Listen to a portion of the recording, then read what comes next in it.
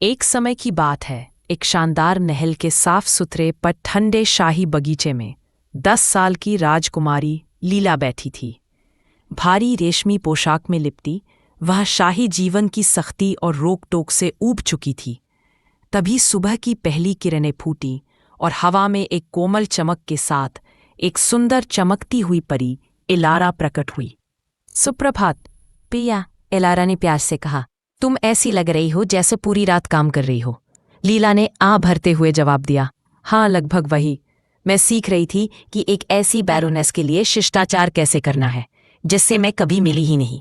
इलारा मुस्कुराई। शिष्टाचार भूल जाओ, आज मैं तुम्हारे लिए सच्चा जादू लाई हूं। पहला, घूमने वाली चटाई। ये तुम्हें वहां ले जाती है जहां तुम्हें सच में जाने की जरूरत है। फिर उसने लीला के माथे को छूते हुए कहा। दूसरा है भीतर की नज़र। ये ताकत तुम्हें गुस्से के पीछे छिपी दयालुता को देखने की क्षमता देती है।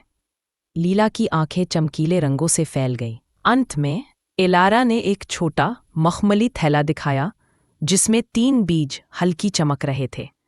3 जादुई बीज। जब तुम्हारा दिल दयालु हो तब एक बीज लगा देना, वह एक सुनहरा फल उगाएगा।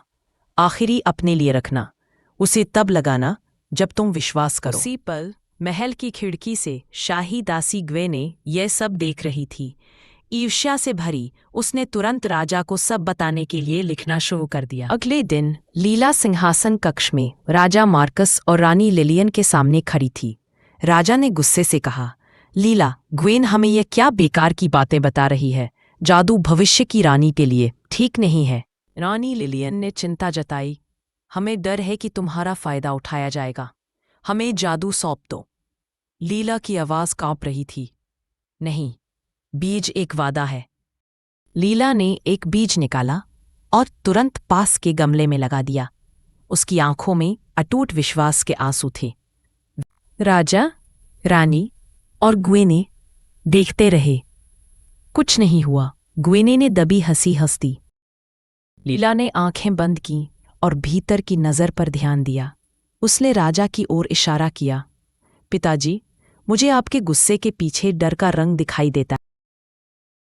ये सुनते ही राजा का शरीर ढीला पड़ गया। वह हैरान दिखते थे। उसी क्षण गमला हिलने लगा। बीज तेजी से घूमा और एक सुनहरा फल तुरंत खिल उठा जो शुद्ध धूप जैसा दिखता था।